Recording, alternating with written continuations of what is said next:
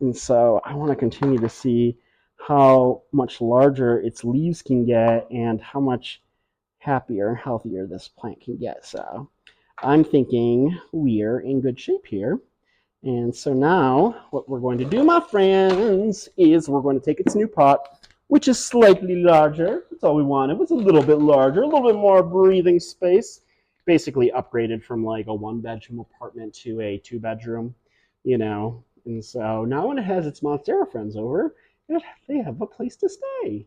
Yay! This is what you guys get for watching my YouTube channel, my nonsense. Okay, so we're gonna use our chunky aeroid soil potting mix, and we're gonna put in a firm new layer there. Yep, there we go.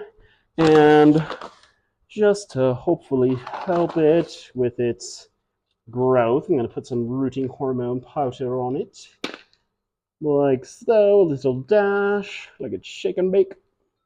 And then, my friends, we're going to pot it right in there. Welcome to your new home, Monstera.